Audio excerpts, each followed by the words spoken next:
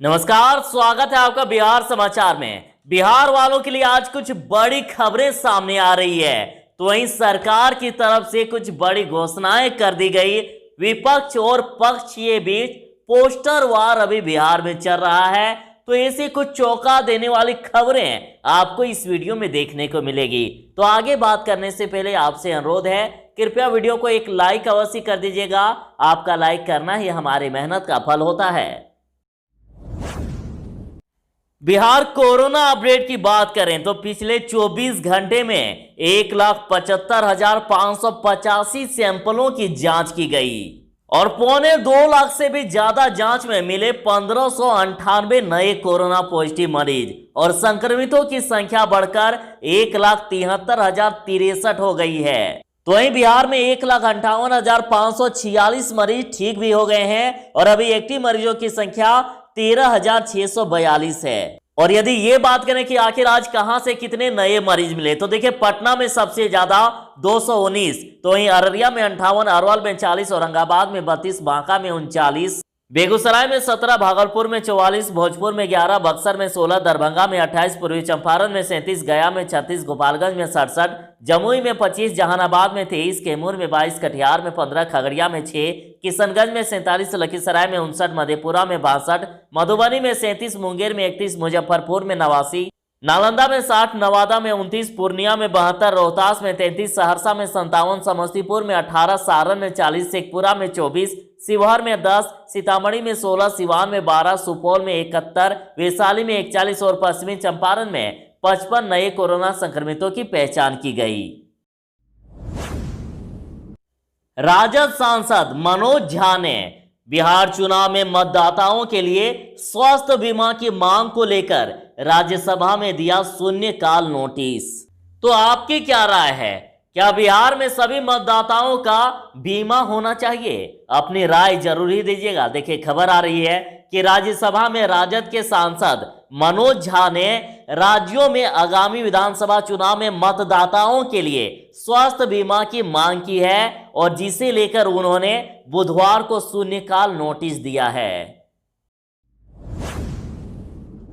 बिहार में पोस्टर वार में पलटवार। विपक्ष ने पोस्टर लगाकर लिखा कि नीतीश के डीएनए में ही गड़बड़ है, मारते रहे बस पलटी, नीतीश की हर बात कच्ची।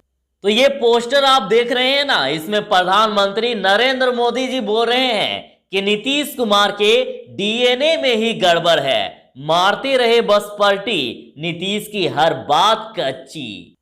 3 दिन पहले जदयू ने प्रधानमंत्री नरेंद्र मोदी द्वारा मुख्यमंत्री नीतीश कुमार की तारीफ वाले पोस्टर लगाए थे। तो बुधवार को विपक्ष ने उस पुरानी बात की याद दिला दी जब प्रधानमंत्री ने नीतीश कुमार के डीएनए में खोट बताया था। तो अभी बिहार में पक्ष और विपक्ष की पोस्टर वार चल रही है और इसके पहले आरजेडी सुप्रीमो लालू प्रसाद यादव व उनके परिवार को बिहार पर भार बताते हुए तंज कसा गया था और एक ऐसे ही पोस्टर लालू के बेटे तेज प्रताप यादव को चिढ़ाने के लिए उनके बंगले के पास लगा दी गई थी। बड़ी खबर आ रही है कि दीपिका पादुकोण, श्रद्धा कपूर, सारा अली खान समेत 8 फिल्मी हस्तियों के खिलाफ परिवाद दायर कर दिया गया। बॉलीवुड में ड्रग कलेक्शन से जुड़े मामलों में दीपिका पादुकोण समेत 8 फिल्मी हस्तियों के खिलाफ मुजफ्फरपुर के एक कोर्ट में मुकदमा दर्ज करने के लिए परिवाद दाखिल कराया गया है। एनसीबी की जांच में इन लोगों के नाम सामने आने के बाद अधिवक्ता सुधीर कुमार ओझा ने एसीजेएम की अदालत में परिवाद दर्ज कराया है और मामले की अगली सुनवाई 29 सितंबर को तय की गई है। और परिवाद में दीपिका पादुकोण के अलावा श्रद्धा कपूर, दिया मिर्जा, सारा अली खान, अनुराग कश्यप, जया शाह, सुरती मोदी और करिश्मा प्रकाश को अभियुक्त बनाया गया है और इन सभी पर विदेश से ड्रग्स मंगवाकर सेवन करने, बेचने और देश की छवि खराब करने का आरोप है। परिवादी का कहना है कि ये सभी लोग चर्चित सेलिब्रिटी हैं और देश के युवा इन्हें फॉलो करते हैं, ऐसे में उन पर इसका गलत असर पड़ सकता है। बिहार में 12वीं पास के लिए वैकेंसी निकली है। अमीन भर्ती, बिहार अमीन भर्ती के लिए आप आवेदन कर सकते हैं 40 पोस्ट रखा गया है और अमीन के 40 पदों पर चयनित उम्मीदवारों को बिहार सरकार के पर्यावरण, वन एवं जलवायु परिवर्तन विभाग में नियुक्ति मिलेगी और इन भर्ती के लिए ऑनलाइन रजिस्ट्रेशन की प्रक्रिया 30 सितंबर से शुरू होगी और ऑनलाइन रजिस्ट्रेशन की अंतिम तिथि 31 अक्टूबर 2020 रखी गई है।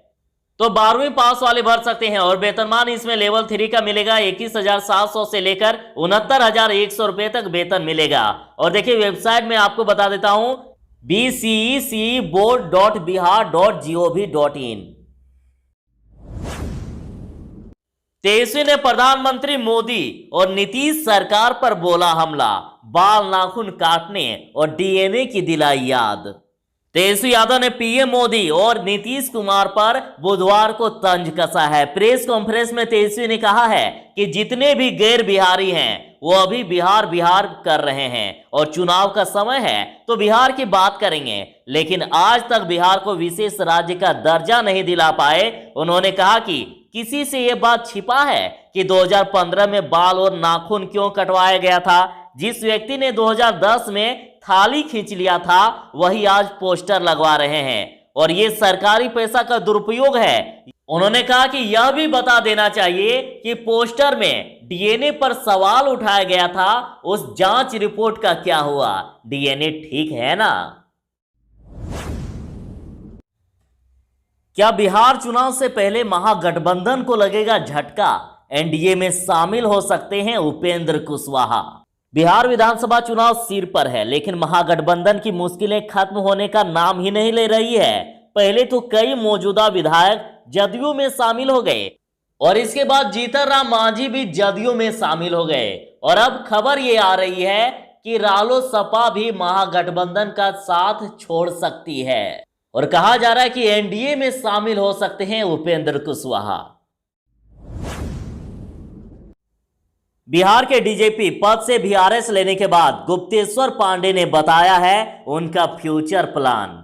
बिहार के डीजीपी पद से स्वेच्छा सेवानिवृत्ति यानी वीआरएस लेने के बाद गुप्तेश्वर पांडे ने कहा है कि अभी तक वो किसी राजनीतिक पार्टी से नहीं जुड़े हैं और प्रेस कॉन्फ्रेंस में गुप्तेश्वर पांडे ने बिहार में जंगल राज की याद दिलाई और कहा कि पिछले 15 साल में बहुत कुछ बदल गया है और यहां राम राज्य वाली स्थिति है। गुप्तेश्वर पांडे आज शाम को बड़ी घोषणा करने वाले हैं।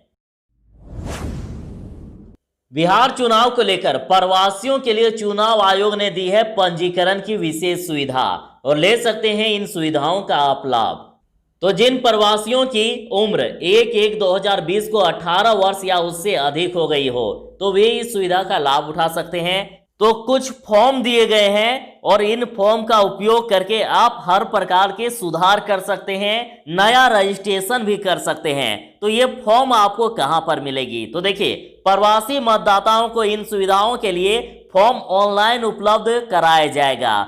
www.nvsp.in पर फॉर्म की सुविधा उपलब्ध कराई गई है। वोटरों की सुविधा के लिए वोटर हेल्पलाइन ऐप भी उपलब्ध कराया गया है, वहां भी आपको फॉर्म मिल जाएगा। तो इस तरह से ऑनलाइन कई तरीकों से आप फॉर्म ले सकते हैं और ऑफलाइन फॉर्म तो उपलब्ध है ही। तो आखिर कौन से फॉर्म किस काम के लिए आएगा? आपके स्क्रीन पर यह दिख रहा है, आप जरा स्क्रीनशॉट कर लीजिए।